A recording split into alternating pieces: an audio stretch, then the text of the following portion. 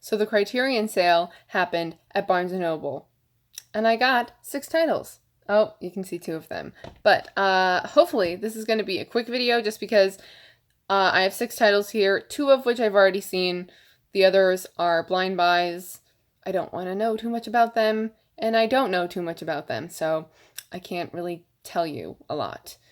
So we're just going to get started. I think for some reason I have these stacked in chronological order, so we're starting from the top, so we're going backwards with the most recent release of when the movie was made, for clarification there. We have Ghost World. I do not know the director's name. Terry Zwigoff. This is from 2001. I have seen this before, and it just went blurry. There we go. I actually have right here, right behind my phone, which I'm using to record. Let's see if I can get this out nicely. I have the graphic novel, which I actually like the film better. For some reason, they're different. They like basically follow the same characters, but then like just go a little bit differently. I hope that me sliding the book back in wasn't like really loud. But yeah, so I like the movie more than I like the graphic novel it's based on. And I like that they got Daniel Klaus to do this artwork, the author of the graphic novel. I just remember really enjoying this, and I'm excited to watch it again. Then we have here the other movie that I've seen, which is from 1991, Jonathan Demme's The Silence of the Lambs, which I freaking love this artwork. I'm sorry, I get like really close so that I can make sure I can see exactly what I'm filming. Yeah, this artwork is freaking amazing. It's freaking amazing. Yeah, it's been a really long time since I've seen this though. And I've been trying to figure out exactly how old I was. Because I think I was like pre-freshman year of high school. And I remember like not being particularly impressed by it and kind of questioning why it's so like critically acclaimed and why it's a title that I heard a lot like growing up. Like there are just certain titles of films that you hear all the time growing up. And you know, that may change depending on like when you grow up. But still, this was definitely one of them. And I'm just excited I'm going to say I'm excited for all of these, but I'm interested in seeing what I think of it now, especially because I have some family friends visiting, and one of them, this is his favorite film, and so, like, maybe when he's here, we can watch it, and then I can get more insight into, like, why he loves it so much, because that always makes me, like, appreciate and like a film more. And then, of course, we can watch all the supplements and just completely spend a day, like, with The Silence of the Lambs. And then the rest here, I don't know anything about too much. So here I have Black Moon, directed by Louis Malle, from 1975. So this is French, right? Is this French? Is this not French? It doesn't say there's subtitles, so I guess it's not? Now I'm confused. Alternate French dubbed soundtrack. Okay. So it's in English. I thought this was French. Interesting. I learned something about it though. This is I think the only one that I like went to Barnes & Noble for sure knowing I was going to get. Because I was looking online on Criterion's website to try to narrow down my list a bit. You have to go in with some idea, I think, most of the time. That's what I try to do at least. And so all I read was Louis Malle meets Lewis Carroll in this bizarre and bewitching trip down the rabbit hole. And like that's all I read. And I was like, okay, I'm writing that down and I'm going to look for that. And thankfully they had a copy and a good copy, because sometimes Barnes & Noble like doesn't take care of their stuff for some reason. Just there are copies of things all the time with like dents in it. And I'm like, how does this happen? Like literally this is totally a tangent, but there was a copy of Orpheus, and it looked like someone like jammed their key into the back of the case. Like there was like a hole in the plastic part, and the paper was ripped. And yeah, it just looked like somebody jabbed their key into it. And I was like, really? Like what if I had bought that? I would have been highly upset and disappointed. I've heard that this is weird, so I'm looking forward to it. And I have here, I guess now, the only French film, because I thought that Black Moon was French, Le Samourai, which I always want to say Le Samourai, because Le Samourai just doesn't sound right, only because I don't know. I took French, and so Le Samourai sounds more French than Le Samurai.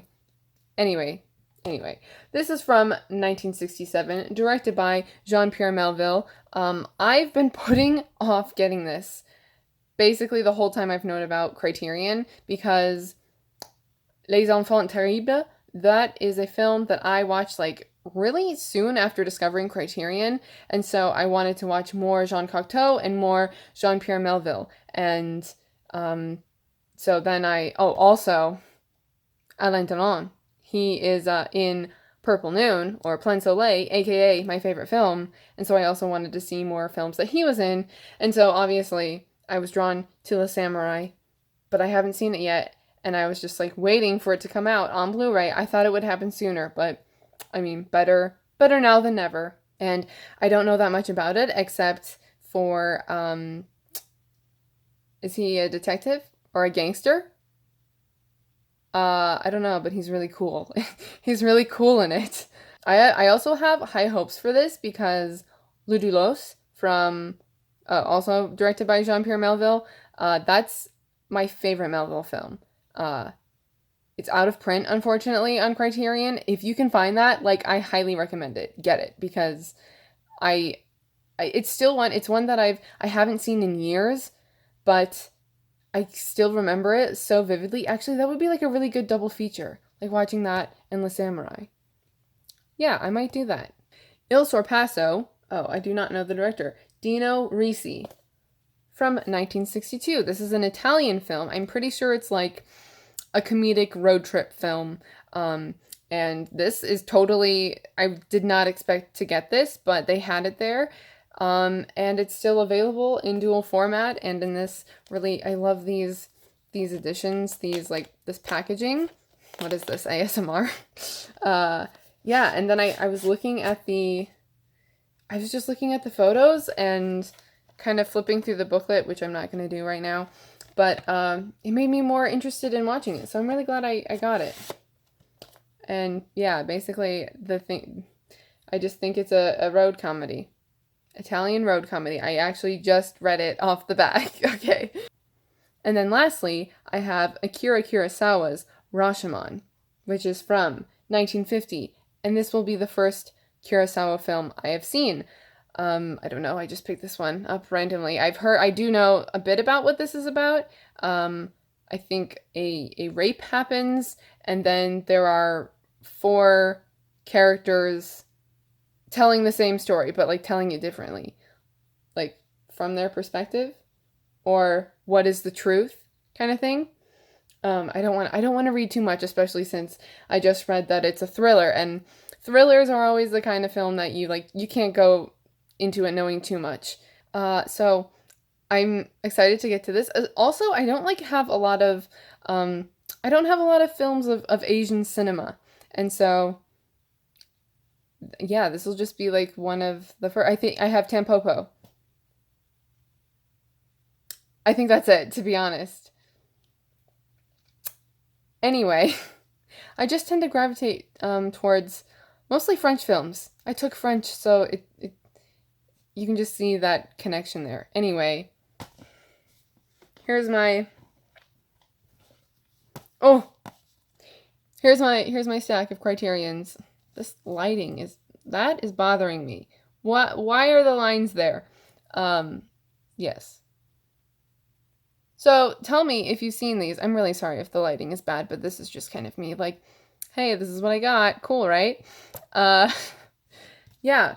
So tell me if you've seen these and what you think, but like not too much information if you want to. I do want to like watch these soon, obviously. That's my intent when I buy Criterions, is that I want to watch them as soon as possible.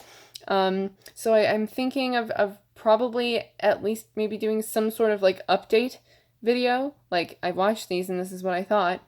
I don't know, we'll see. Thank you for watching. If you got any Criterions during the sale, tell me what you got, because I do have a lot of other ones. I think I counted actually. I think I got to 124. I have 124 films. And that includes, like, if a box set has 6, that's like 6 films. Okay, yeah. Again, thank you for watching, and I will see you in my next video. Bye.